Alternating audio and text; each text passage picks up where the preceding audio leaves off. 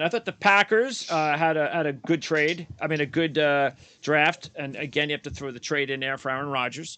So, we talked about Van Ness going potentially where he did, and the Packers grabbed him.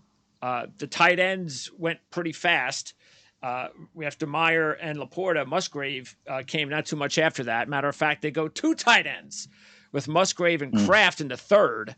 Jaden Reed, I don't know if that's a little bit high, but he sure looked good at the combine, and he's got some look, they got a lot of young receivers, that's for sure.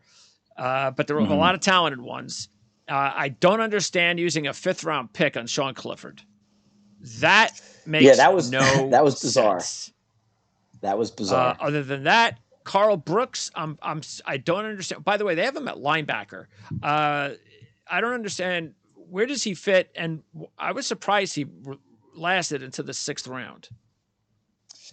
Yeah, he didn't test well. Is that it? He did not test well athletically and just size. So it's a little confusing on where to really peg him. I kept him in my defensive tackle stack. I think when all said and done, he's going to be one of their backup 3-4 defensive ends that is pass rush bias. I don't think he's going to be rushing the edge. It's based on what they have there too, between Preston Smith, Justin Hollis, Garvin, Gary, and that they have too many guys who are going to be way too ahead of him. But they are a little thin along the defensive line, so I think that's where he'll end up. But overall, this class, I mean, I feel like almost every year when the Packers draft, you're kind of just like nodding your head, right? Like, this makes sense, that makes sense, this makes sense. Lucas Van Ness, a name that I didn't even just mention for the outside linebacker group. He's going to probably be one of their premier edge rushing guys within the next 2 seasons. But that double dip at tight end was really interesting to me. And Luke Musgrave and Tucker Kraft, they both enter the NFL, credible day 2 picks, no question. They both have significant question marks. And I wonder, are they looking at 12 personnel where you have 2 tight ends on the field at once, or are they hedging? If one of these guys doesn't work out, hopefully the other does. Because they're both projecting to be the inline tight end. I mean, Musgrave could probably play some of that Travis Kelce type role where he's split out a little bit more, and Kraft has a little bit more potential to be an inline guy. But have DeGuara, they both, they also have DeGuara too. So, this team this is what they do though. And this is what I respect about the Packers. I respect this about the Seahawks. Like, they have the Steelers, right?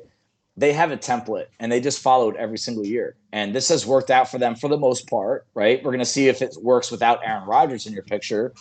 But you go after day 2, you go after those pass catchers, and they've loaded that roster with that kind of player, that kind of position.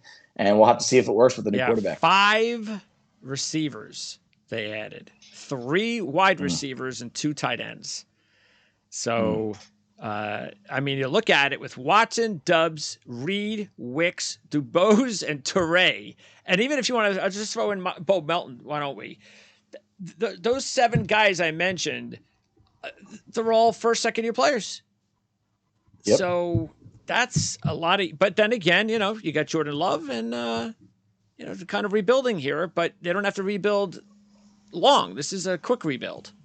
So and they have a lot of other pieces in place, and I do think they haven't really hit a lot of home runs with their defensive picks, but they've put a lot of resources, including this year's 1st-round pick, into the defensive side of the ball. So Packers are just going to be. They're going to be interesting to watch. Sure. And I'll actually want to throw the name Deuce Watson to there too, the undrafted free agent from Tulane.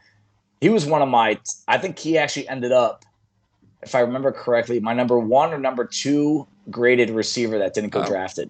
So it's a huge grouping of young receivers that they're going to make each other.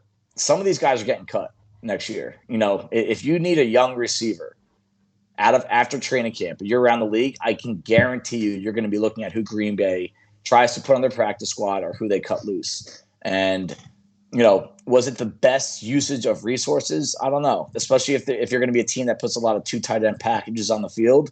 We'll see. They have 2 running backs. They have a running back duo that's up there with the best in the NFL right now.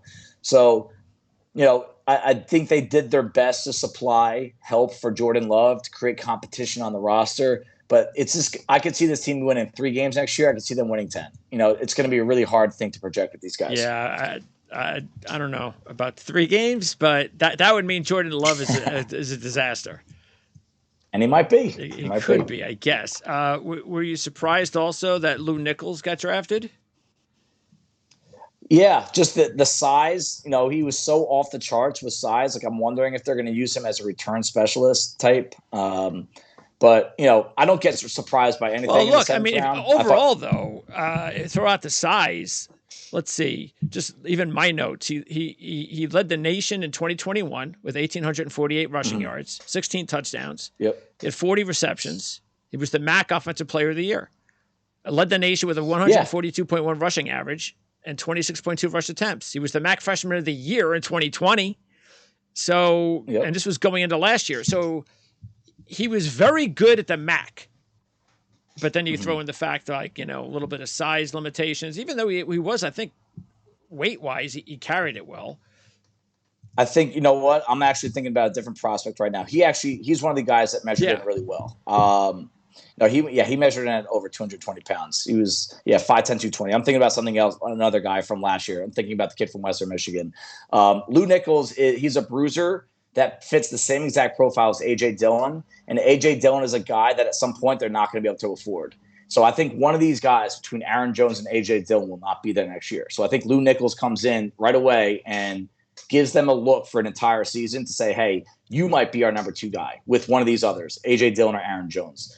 But, hey, Aaron Jones was a 5th-round pick that's worked out really well. This organization has made a habit of drafting day 3 running backs and getting the most out of them. So Lou Nichols, he was a name on our list. I think we had an undrafted grade on him. But, again, we see this every year at the running back position, that especially with an offensive line, I think this is a good offensive line if they stay healthy. You know, Bakhtiari's got to stay on the field. Jenkins has to stay on the field. But if those guys keep it together up front,